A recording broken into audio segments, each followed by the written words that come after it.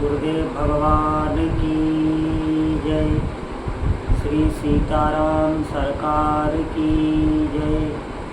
श्री राधा रमण लाल की जय।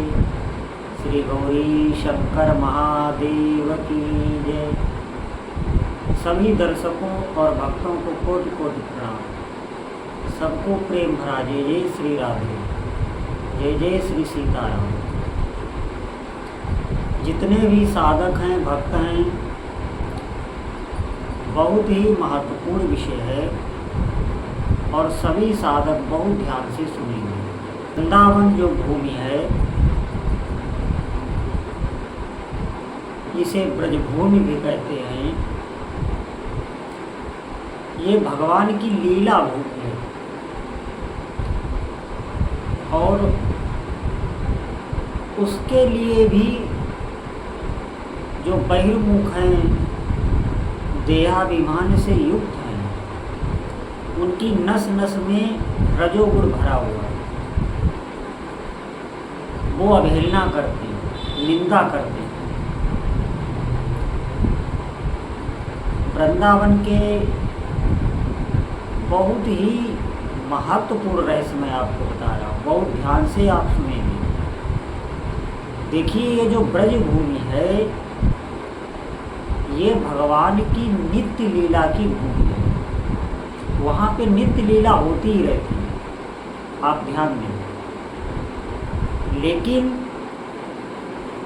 वो हमारी इन आँखों से, जिन आँखों पर त्रिगुण का पर्दा पड़ा हुआ है, रजोगुण, तमोगुण, सतोगुण, इनसे हम समझ भी नहीं सकते, कल्पना भी नहीं कर सकते। आप वृंदावन जाते होंगे और जाके इधर उधर दर्शन करके बहुत लोगों को असुविधा हो जाती है।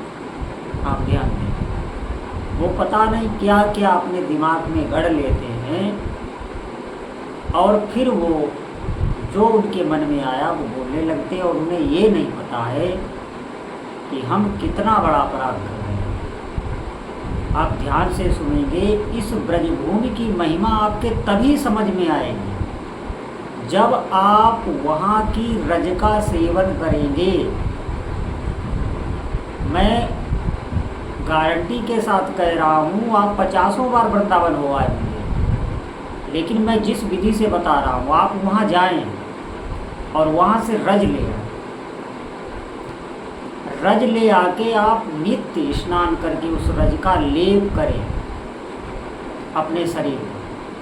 आप ध्यान दें, आप भीतर ही भीतर लेप कर लें। अगर आपको जैसे बाहर रज का सेवन करने में आपको शर्म लगती हो, तो आप भीतर ही भीतर लेप कर लें, ऊपर से वस्त्र पहन लें और नित्य आपको करना हो।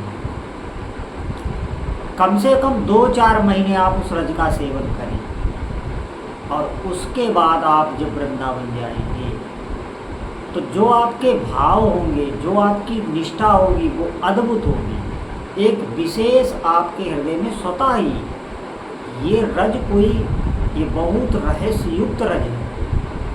हमारे इस बात को समझें और उसी पर किसी का ध्यान नहीं। हम इतने रजोगुण से युक्त हैं, हम अच्छे अच्छे वस्त्र, अपने शरीर की इतनी सजावट करते हैं, इतना ध्यान रखते हैं, और फिर हम वृंदावन जाके, आप समझिए, ये बहुत हमारा अहित करने वाला है। आप समझ ही नहीं सकते, वो ब्रजभूमि कोई साधारण भूमि नहीं है।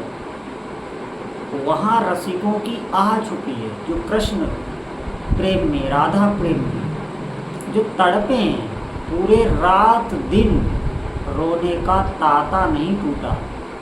रात दिन रो रो के जिन्होंने वहाँ उस भूमि पर अपना शरीर पूरा किया है, साक्षात उनकी आँखों के सामने युगल सरकार को देखते हुए जो अपना शरीर पूरा कर रहे हैं, ऐसे संतों से वो भूमि पटी हुई है। हमारी बात समझिए, उस भूमि में एक अद्भुत जादू है, वो रहस्य युक्त है, लेकिन वो सबके समझ में आने वाली नहीं है। वहाँ भीड़ बढ़ाने से कोई लाभ नहीं है। सबसे बड़ी बात तो ये है कि हमें ऐसे मुंह उठा के हर जगह चल भी नहीं देना चाहिए। जितना आपके भीतर तड़प पैदा होगी जिस वस्तु के लिए, और समय लगे और तड़प आपके भीतर हो, तब आपके भीतर विशेष प्रेम उदय होगा और आप उसका महत्व समझेंगे। आज नाम में हमारी श्रद्धा क्यों नहीं हो रही? क्योंकि वो हमें इतनी सरलता से मिल रहा है। हमारी इस बात पे समझिए, यही आपको बहुत कठिनता से, बहुत घुमा फिरा के और बहुत आपका परीक्षण करके, कई सालों में सेवा करा के, और फिर वो जो नाम दिया जाता है तो वो कुछ ही दिनों में जागृत हो जाता है। वो हमारे विश्वास से ही जागृत हो जाता है। वो जब गुरु लोग नाम देते थे तो उस नाम में थोड़े ही दिनों में भगवान का रूप प्रकाशित हो जाता था। आप ध्यान समझिए इस बात का। पहले से इतनी शारीरिक सेवा हो गई, देहाभिमान गलित हो गया, इतनी श्रद्धा प्रकट हो गई भगवान के हमारे हृदय में प्रभु के प्रति कि वो नाम मिलते ही हमारा काम हो गया। लेकिन ये जो सरलता से हो रहा है कि हाँ वृंदावन चलना है, पहुंच गए वहाँ पे, और वहाँ पे भीड़ बढ़ा के, कोई मर्यादा नहीं, कोई नियम नहीं, जो आया सो हमने वहाँ पे किया। आप समझिए वो बहुत पवित्र भूमि है, बहुत पवित्र। उसमें उस भूमि की इंच इंच में पवित्रता छुपी हुई है हमारी। आप पग पग पर जहाँ पर पग रख रहे हैं वो भी वहाँ आंसुओं से भीगी हुई भूमि है। उसका महत्व ये ऐसा है। और आप हमारी बात समझें, आप रज का सेवन करें। जो भी हमारी इस बात को सुन रहे हैं, आप पहले जाएं वहाँ केवल आप रज रानी को पाने के लिए ही वहाँ जाएं, वहाँ प्रार्थना करें, परिक्रमा करें, और फिर वहाँ रज लेकर आप अपने घर आ जाएं, और फिर आप रज से साधना करें। आप देखेंगे कि आपको दिव्य वृंदावन आपके हृदय में प्रकाशित होने लगेगा। उतनी सामर्थ्य उस रज में है। वो रज स्वयं एक मंत्र है। हमारी इस बात को समझिए। पुराने जो भी संत थे वो सब रज का ही सेवन करते थे। रज के पात्रों में ही वो पाते थे भोजन। वो रज मिटाते नहीं थे। वहाँ वो जो है जमीन में कोई पक्का या कोई वो नहीं बनाते थे, वो सिर्फ रज ही रखते थे, रज में ही वो लेटते थे। उन्हें बहुत, जिसको रज से प्रेम हुआ स्वतः ही उसका ठाकुर जी में, श्री जी में हो जाएगा। ये एक अटल सिद्धांत है। इसके खिलाफ जो भी चलेगा वो चाहे बातें कितनी भी करे, ब्रज भूमि का रहस्य वो समझ नहीं सकता, फिर वो निंदा ही करने लगेगा। निंदा करना बहुत आसान होता है, आप ध्यान दें। सहन करना बहुत कठिन होता है, क्रोध करना सरल होता है। काम में आसक्त होकर काम भाव से युक्त हो जाना बहुत सरल होता है, लेकिन काम को के साथ लड़ना, उसे अपने वशीभूत करना, काम पर विजय प्राप्त करना, ये बहुत कठिन होता है। किसी को भी कुशब्द कह देना बहुत सरल है, और उसका सम्मान करना, उसको आदर देना, ये कठिन है। ऐसे ही हम इन पवित्र तीर्थ स्थलों, इन्हें हम तीर्थ भी नहीं कहते, ये भगवान के, आप समझिए उनका घर है, निज उनका घर। घर में भी जहाँ वो नित्य केली करते हैं, आप समझिए, जो परापत पर ब्रह्म है, जो सर्वशक्तिमान है, जिस ईश्वर की हर जगह ऐश्वर्य भाव से पूजा अर्चना होती है, उस ईश्वर की एकांतिक गोपनीय प्रेम विलास को जो भूमि है, उसके पात्र आप समझिए क्या सब हो सकते हैं क्या? नहीं, उसका पात्र कोई बिरला ही होता है। मुंह उठा के चला कोई भी जाए, चाहे जितनी बातें करे, लेकिन उसका पात्र भगवान की जो एकांतिक रत के लिए है, रस के लिए है, उसमें पहुंचना बहुत ही दुर्लभ है। उसमें वही पहुंच सकता है जो इस रज की तरह हो गया, जो सबके पैरों के नीचे पड़ी हुई है। आप समझें, ये भावना हो जाती है जब रज, आप देखेंगे सबके पैरों के नीचे ही तो है। इसी प्रकार जिसकी अंतर्भावना हो गई, इतना जो दीन हो गया, वो उस लीला में प्रवेश हो पाता। जो सबसे नीचे पहुंच गया, वो सबसे उस उच्च लीला में पहुंच पाएगा। ये सब बहुत गंभीर विषय हैं और इनकी चर्चा भी अधिक नहीं करनी चाहिए। पहले हमें पात्र बनना चाहिए।